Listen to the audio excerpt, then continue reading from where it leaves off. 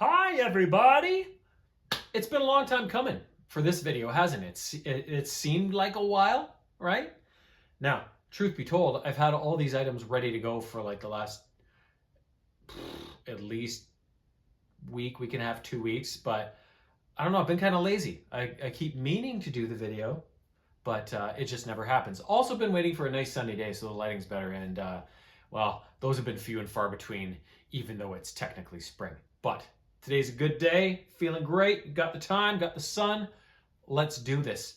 3 books and 2 movies this week, so no video games. Oh, like, shocker.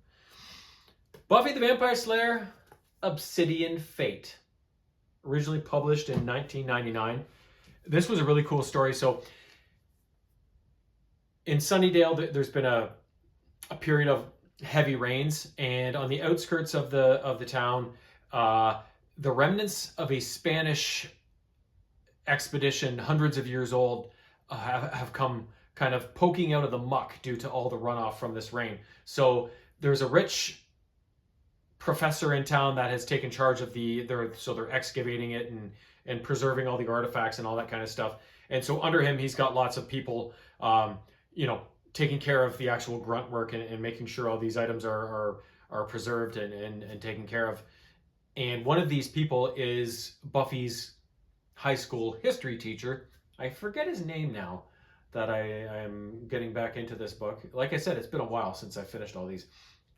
And he gets involved, and one night he goes there because he pieces something together.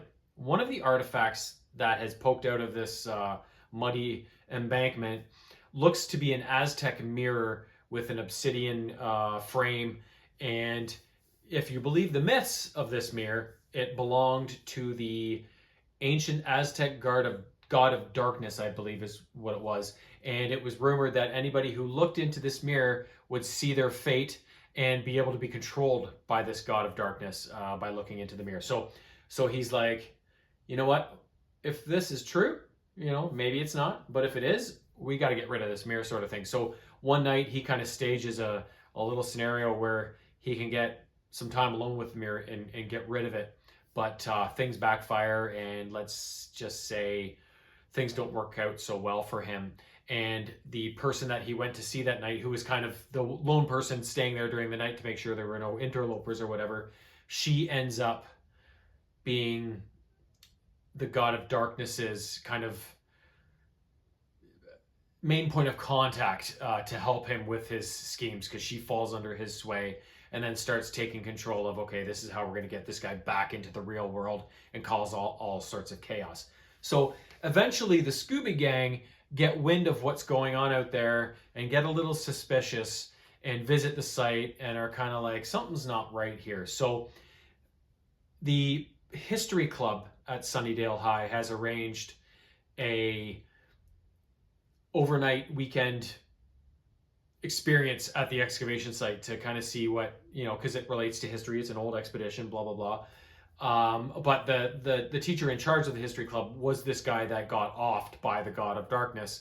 So Giles ends up having to step in and take over control of the history club. But this works out well because he's like, you know what? We can just say things have gotten too dangerous around the site. We're going to shut it down. But we will still go for the overnight experience and not tell the people running the site. And that way all the other high school students that were supposed to come on the trip won't see what's likely bound to happen once we get there, right? So that's their thing. But it turns out that the girl that becomes the god of darkness's kind of contact, she ends up getting all these other people brought on board. They look in the mirror, they get enthralled by the god of darkness. And the other kids meant to go on this high school history club trip end up going there and getting taken on as part of their numbers for the god of darkness. And one guy in particular becomes the vessel for the god of darkness, and he takes on all this power, and he's like, yeah, I'm the shit, but not realizing he's going to be sacrificed in the end no matter what. So and this guy is kind of a nerdy guy who's new to Sunnydale, and he tried to ask Buffy out, and he tried to be fit in with their gang, and he didn't necessarily get rejected, but things didn't go exactly the way he wanted, especially with Buffy. So he's got a bit of bitterness going on, right? So he becomes their number one enemy very quickly. So basically, the ending of the book is when they go on this overnight weekend adventure to the excavation site, but things have escalated so much there without them knowing that they basically walk into a hornet's nest. And of course, they have to fight, scheme, trick their way out of all being offed and this new evil being unleashed on the world. And of course, there's some vampires and some other things involved, but mainly it's this Aztec god of darkness that's the main villain in this story. Great story. There hasn't been one of these expanded Buffy universe books that I've read that hasn't been very highly entertaining. So hope that stays the same. Next up, Robotech, the Masters Saga. This was released in 2007. It took 3 Robotech stories that were written back in the 80s. I believe it was Southern Cross, Metal Fire, and The Final Nightmare, and put them all into one big compendium here for us. So, if you remember, I don't know if you can see up on top of the shelf, but right beside the Chronicles of Narnia, the fat one standing up at the end, there's 2 Robotech books there. So, same thing as here, 3 stories in each volume, leading us through the Robotech saga. So this is the 3rd book. I have reviewed these before. If you are curious about them, you can track those down on my other videos.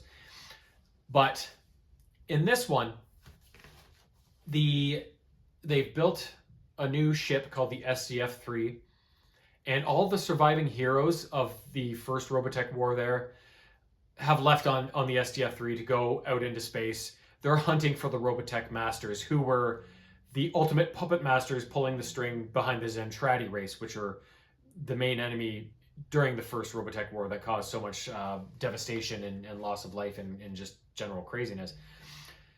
So Rick Hunter, Lisa Hayes, all those people that survived, they are all gone. Max and Miria, all gone on this SDF-3. They have nothing to do with this story except near the end. They get a bit of people back. And so basically it's a new generation of Robotech pilots and soldiers and whatever. And the book starts off very peacefully, of course. I think it's been like 15, 16 years since the SDF left. And Max and Miria didn't take their daughter with them. And so if you remember, Max was one of Rick Hunter's ace fighter pilots, and Miria was a Zentradi who came over to the other side. Sorry, indigestion or something. Miria came over from the Zentradi to the human side, and Max and Miria fell in love and had a child. And this offspring is now the focal point of this story of the Second Robotech War. And Dana Sterling, I forgot her name, even though this was a long book and I just recently finished it. So Dana Sterling is this character, and she is involved with the ATAC squadron. So these are the hover tanks. So more of a land-based vehicle, but that are capable of forming into, robots and doing a bit of flying and stuff like that. But mainly they are ground-based artillery tanks that bring in a lot of firepower, but thanks to robotechnology are also very maneuverable and all that kind of shit. So she's involved in this squadron, eventually gets ranked up to lead the squadron, but she's a little bit rebellious. She's got a bit of a chip on her shoulder because people still treat her a little bit funny because she is half Zentradi. So it's been an adjustment for her. Soon the peaceful times stop though, because the Robotech Masters, instead of the SDF-3 crew finding them, the Robotech Masters come to Earth and find the forces there instead. So the Robotech Masters are after one thing and one thing only, the protoculture matrix, which was rumored to have been somewhere within the SDF-1. Now the wreckage of the SDF-1 is buried in the ground outside New Macross City or whatever it is, and it is buried deep underground in this mounds. And there's a couple of other mounds. Was it the SDF-2 was one of them, and then something else. So there's all this wreckage under the ground that everybody can see and kind of remember, the first Robotech War, all that loss of life and everything. So it's kind of a permanent reminder of just how devastating that first war was. But the humans never found this rumored protoculture matrix, and the protoculture is what gives robotechnology its power. It's this mysterious thing that just allows all this crazy technology stuff to happen. So the humans never really found it, and don't know what it's all about. But the Robotech Masters have showed up to find it. And at first, they're kind of standoffish. They just kind of hover in orbit. They send down a couple of expeditions. The humans end up engaging them eventually, but the fighting doesn't go the greatest. So these Robotech Masters and their ships and their technology, the humans are kind of outmatched, and they lose a lot of the battles that start to happen after the Masters eventually show up and start being a little bit aggressive. So this story is basically how the humans adapt to the Robotech Masters' attacks and eventually repel them. So a big part of it is the humans eventually find out that the Robotech Masters, all the forces, that they send out these bioroid ships or robots or whatever they are to fight the human forces. And inside is a pilot, and they are clones. So they're basically mind-controlled clones. Eventually, the humans find out about this, and they don't like it. Like, it's like the Robotech Masters are just using you as fodder. You have no free will. Like, you're just bred to be killed, basically, right? So one of these clones eventually gets captured by the human forces, and this clone is the ultimate clone. So his name is Zor, and he is a clone based on the original Zor. So Zor was a Zentradi who invented protoculture, and eventually, after bringing it to the masters and being like, look what I did, this is amazing.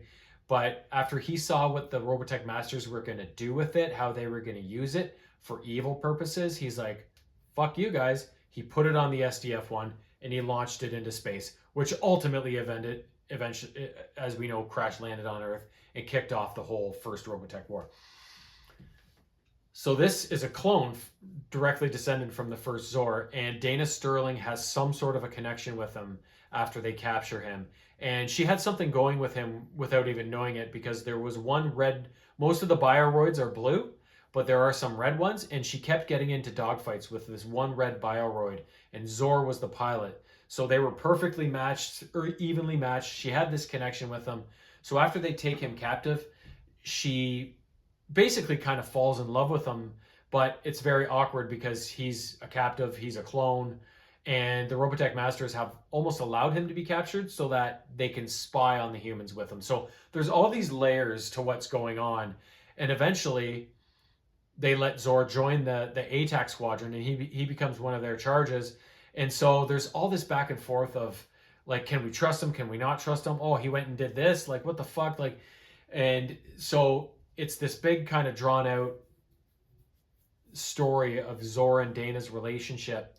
And of course, amongst the other squadron mates and how they react to him and her. And eventually, one of her best friends in the squadron, Bowie, as they mount a mission to invade one of the Robotech Masters' ships, this is when they find, like, all these people are clones, and they find this one clone called Musica, who has these two sisters, and she plays this weird instrument, and Bowie, being a musician, has this instant attraction to her, and so there's all this kind of sympathy for the clones and the Robotech Masters legions that the humans are now starting to be like, we can't just kill them all. We need to help them, and we need to kill the Robotech Masters, but we need to, like, set these people free and let them live, you know. So it's this long drawn out battle between the two forces as they adapt to each other, because the Robotech Masters don't want to go full bore on the humans because they don't want to risk blowing up the SDF-1's remains and ruining the protoculture matrix, right? So it's all this tit for tat kind of, you know, poke here, poke there, big battle, oh shit, retreat, you know, a really long drawn out story, but good. And eventually Bowie and Musica find their way into the wreckage of the SDF-1, and they find these weird flowers, and Musica's like, oh no. So the protoculture matrix is within the SDF-1, but over time it has started to degrade, and springing out of it are these flowers of life, is what they call them. And the flowers of life attract the Invid, which is another alien race that is very vicious and vile. Even the Robotech Masters are like, oh no, not the Invid. So they're like, oh no, the Invid are coming. So eventually I'm just going to spoil it for you. The humans do win the battle, but we're kind of left on that cliffhanger of what's coming next, right? Are the Invid coming? We don't know. We actually do because it's all in the cartoon. But I don't think I'm going to have the next. There is one more book. At least one more. I don't know if there's any more after that, but I looked for the next one. But they don't have it in stock chapters. Like I can't even order it online from them. It's not in stock on the Thrift Books website. So I don't know what's going on with this book. So chances are this is where our Robotech reading journey stops. But I do have it on my wish list. So if it does eventually become available, I'll read it and I'll tell you all about it. Next up, Xena, Warrior Princess, How the Quest Was Won. So this is the third and final book in the, what was it called? The Questward Ho trilogy or whatever. Or maybe it didn't have a name, the actual trilogy. But the third and final book, published in 2000, I believe it was. So basically, not a lot happens for the first half, 3/4 of the book. It's basically, at the end of the last book, if you remember, Xena and Gabrielle found Helen on Crete. And that's kind of right when the book ended, as right after they discovered her. So this book picks off basically right where the last one left off. And they start talking to Helen about, oh my God, we found you. Like, how long have you been here? What are you doing? Like, is it all working out for you? Menelaus is looking for you again. He sent all these idiots on this stupid quest under the guise of, oh, he needs to find this item, all the trickery. And she's like, oh no, he's at it again. And something weird about Crete is that it's kind of closed off to the Greek gods. So, Apollo, all the gods, they can't really spy on what's going on Crete. So Helen has found this relative safety there. But as Xena and Gabrielle have said, he's looking out for you again. And he's kind of come up with a clever little scheme here to try and do it. So they kind of are waffling on, what do we do now? Like, how do we approach this situation? Do we just wait it out and see, like, if he eventually comes here? Do we take proactive action and confront Menelaus and get him to finally fuck off? Like, or, do we get you moved to somewhere else? Whatever. So, and in the meantime, the Gabrielle and Xena and Joxer, they're kind of exploring Crete. And the king of Crete, I forget his name, takes in all travelers and puts them up in the palace. So they're living this nice life in these nice rooms, but the labyrinth is out there. It's closed off because it still does crazy things. There's some other nefarious things around the island that you shouldn't go around if unless you want to die, sort of thing.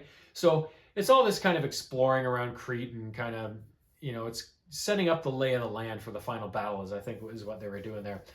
But eventually, Avicus, who is Menelaus's priest, he put those little spy devices on all the people that left on this quest, including Gabrielle. But actually, he wasn't the one who put the thing on her. It was, they stopped somewhere along the way, and Gabrielle ran into that priestess of Apollo. I can't remember her name now, but she was like telling Gabrielle, oh, the leader here, like the girl that I study under, like she's crazy and whatever and blah blah blah. So she kind of dragged Gabrielle in and made her think that this girl is like on Gabrielle's side and whatever, but really she's a spy. She's the bad seed. So Avicus got this girl, this priestess of Apollo, to put the device on Gabrielle when they saw each other. So technically Gabrielle is still the weak link here because she has one of these spy devices on her and nobody knows it. So Avicus has been patiently waiting to finally get some indication through this spying device of where the two girls are, and eventually he finally gets it. So what does he do? He sends this priestess of Apollo to head to Crete and investigate for herself. So one day a bunch of people show up. She does, and Gabrielle and Xena are like, what? But Xena's very suspicious, but Gabrielle's like, no, she's cool. She's legit. Like, even though she only met her for like 10 minutes, right? But Gabrielle is so naive and quick to find the good in people, unlike Xena, the opposite, right? So, and then Briax shows up, who is a young child who was sent on this quest by Menelaus, who kind of fell in love with Gabrielle, and she told him stay at home, but he fucked off and took the quest anyways.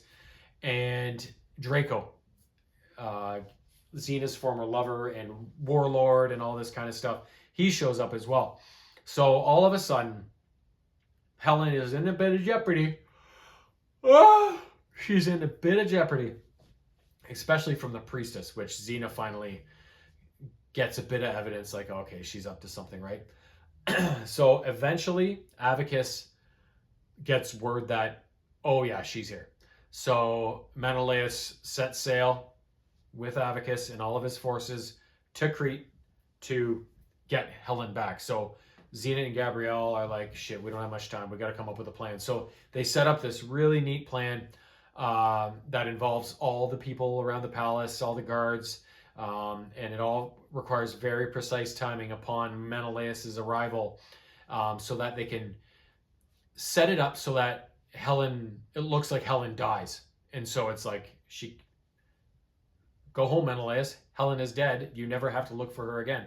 But really, it's all a ruse. But it's such tight timing and everything has to go perfectly to plan for it to work. So it's kind of like, is it going to happen? Is it not going to happen? Of course it happens. It's Xena. Great trilogy. I really like how they brought in one of the most infamous stories that I remember from my classics class of all the Greek myth, the Battle of Troy and in Helen, they brought that whole thing into it and kind of gave it a whole peaceful resolution in the end, right? So that was kind of cool. Love the Xena books just as much as the Buffy books, but there's only one more Xena book in the series, and right now it is like $55 US. So again, this may be where this specific franchise ends, just like the Robotech one, right? So it is what it is. Next up, another movie from the series that I have been watching recently. This may come as no surprise, but it is the newest installment of Mortal Kombat.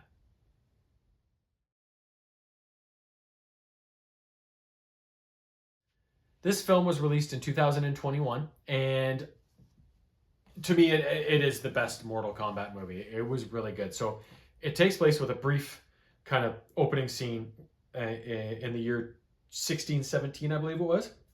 So, excuse me. Hanzo Hasashi is living, it's somewhere in Asia. I don't know exactly where. With his family out in the wilderness in their little house, and life is good. But suddenly Bihan shows up and attacks. He kills Hanzo's wife and oldest child. And when Hanzo gets back, he engages Bihan, and they have this long, drawn-out fight. Bihan eventually gets the better of Hanzo and kills him and sends him to the Netherrealm. Raiden shows up after all the action is over and determines what went on. And what happened before the battle began is Hanzo's wife, they have a baby daughter. She hid her in floorboards in the house so that she would be safely squirreled away. So Raiden shows up, rescues the child, makes sure it survives and moves along. Skip forward to the 2021 times when the movie was released. And Outworld in the Mortal Kombat tournament has won 9 years in a row. So if they win one more year, Outworld takes over Earthrealm. So it's very important that the forces of Earthrealm win this next Mortal Kombat challenge. However, they need to find new champions. The champions they're looking for are all marked by this. It's the Mortal Kombat logo, I think is what it is, but it's like a birthmark in that shape.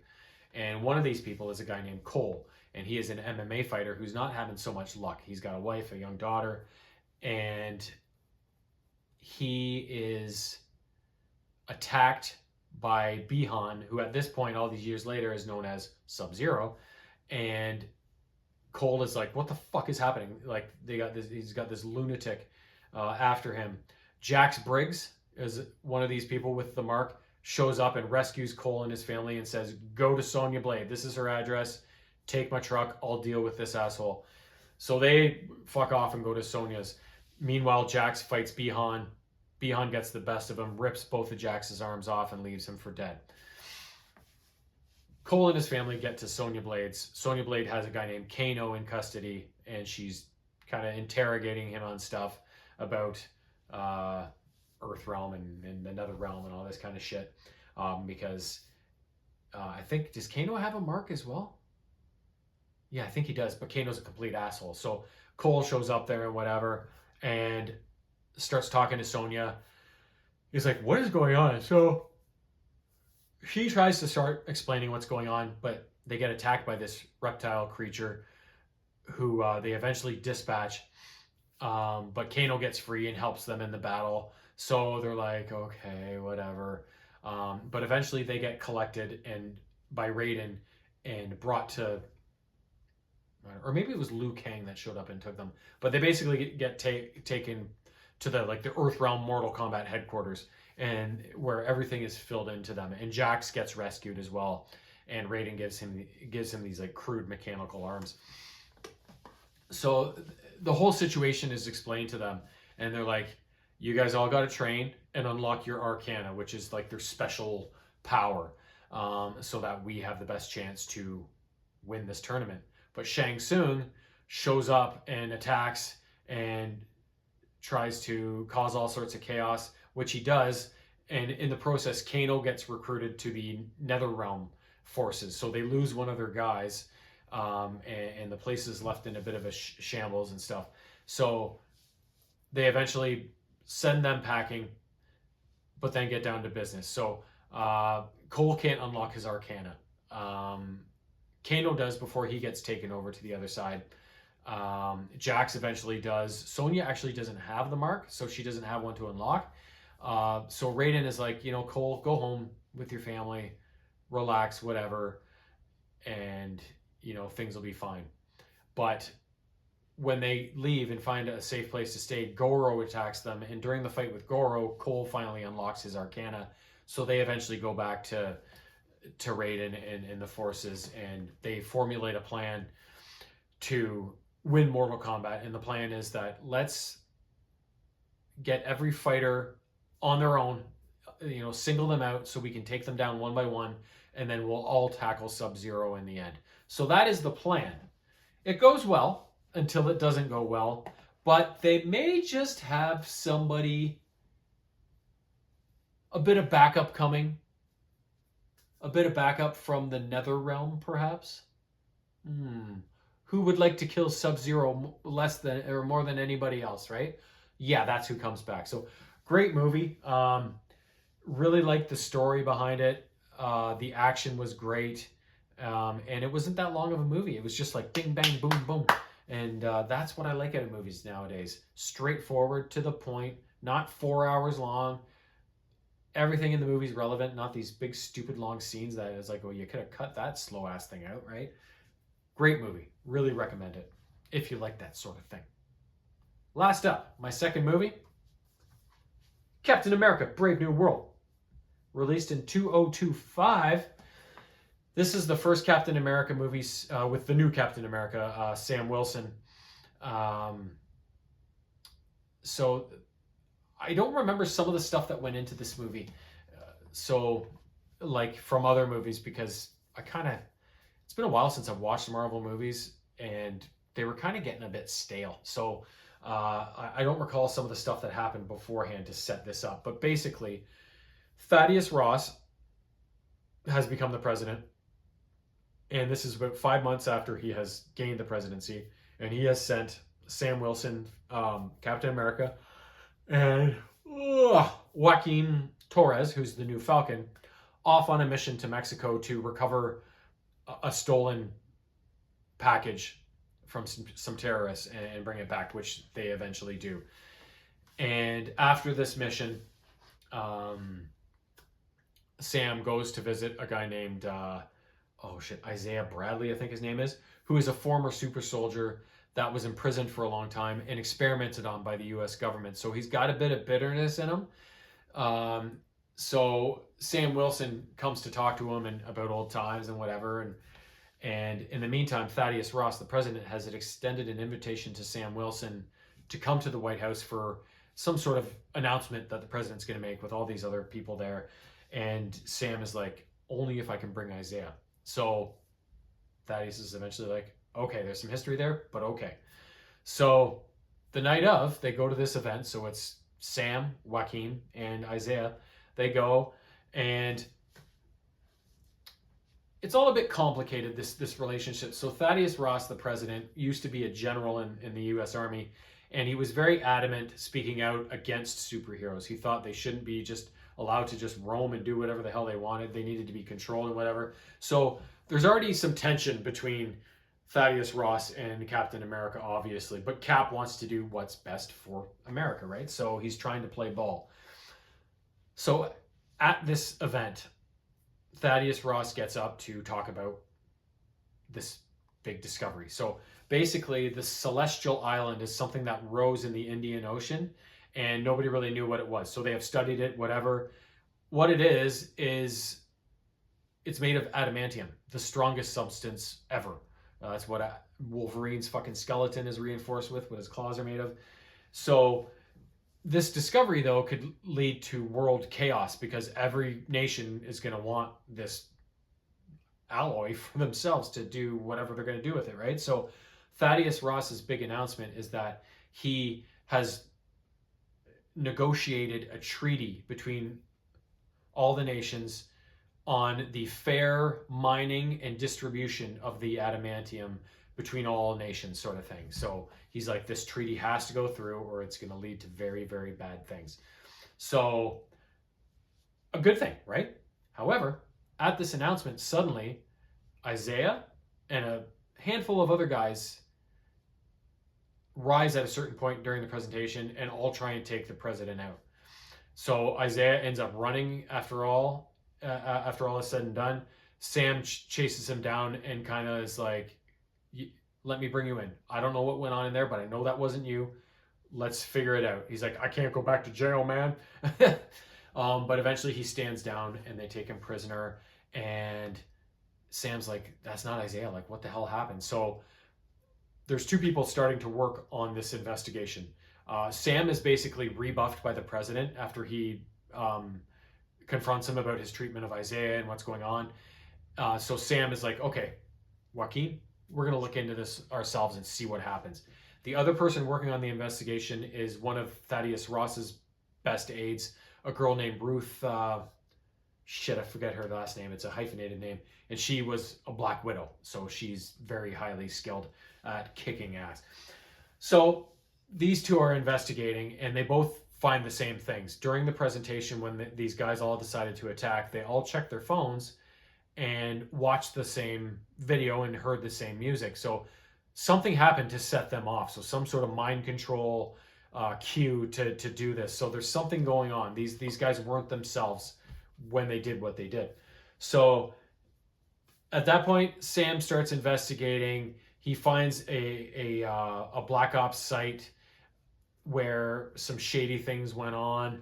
Eventually finds out the guy pulling the strings behind this scheme is a guy named Samuel Stearns, I think it was.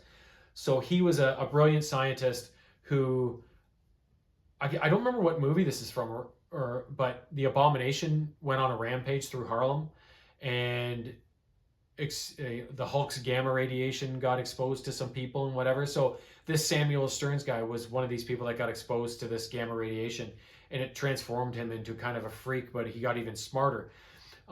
So Thaddeus Ross, back before he was the president, took this guy captive to this Black Ops site and said, you're going to help me win the presidency and I'll let you go afterwards.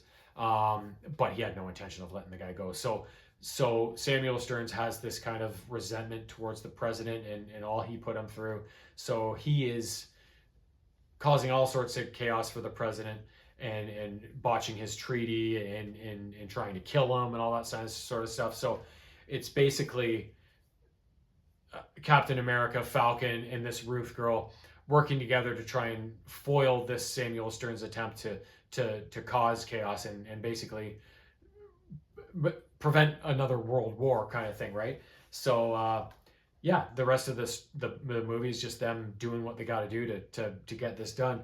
But in the end, it's a really neat thing. If you don't want spoilers, don't listen. But during the movie, you see Harrison Ford, who plays the president, always taking these pills. So you can tell something's not quite right with him. So these pills were designed for him by Samuel Stearns because he has a heart condition and he would have died before if he hadn't got these pills from Samuel. But what the president doesn't know is that Samuel was manipulating him the whole time. And in these pills, keeping him alive, are also little doses of gamma radiation, which have slowly been poisoning the president over time. So in the end, when the president gets confronted by some of the shady things he did, once the truth about Samuel Stearns gets out and the press start questioning him at this press event, he starts being like, "Oh God, yeah, yeah." All of a sudden, Red Hulk emerges. God. So the kind of last thing in the movie is kind of Captain America trying to bring in Thaddeus as the Red Hulk and prevent all sorts of more people from dying, and not to mention all the property damage. Jesus Christ. So I I looked at reviews of this movie after I watched it, and it wasn't well received, but I really enjoyed it. Like, there's been some bad Marvel movies over the past little while as Disney took over and it becomes super woke and they made Thor a funny guy and all that kind of bullshit. But this, I found no problems with this movie. I thought the story was really cool. Um, Harrison Ford, what an add to the cast. Like, that guy's a fucking legend. And then to get the Red Hulk in there, you never see Red Hulk in anything. I thought the story, the writing, I thought it was very clever. The whole scheme and the whole thing set up by Samuel Stearns. I thought it was brilliant. A great movie. Lots of good action, and I really like. I don't know if purists are like, well, that's not Captain America. Um, you can't have the same actors playing these heroes for the next number of decades, right? They got to move on. They got to make new ideas, new people. And that Anthony Mackie that plays the new Captain America, I really enjoy him, especially after watching the first season of Twisted Metal. He's the main character in that, and he's just an enjoyable guy to watch, really likable guy, right? So he's kind of a natural fit, to play a new style of Captain America, right? So I just had nothing but good things to say about this movie. So take that for what it's worth. I tend to like things more than not like them, but that's just me. Haters gotta hate, lovers gotta love. Is that? I don't know. Whatever. But anyways, that's the 5 things I got up to a while back. I've already got the next 4 things queued up, so I got one more thing, and then I will be back. So I will see you then. Peace.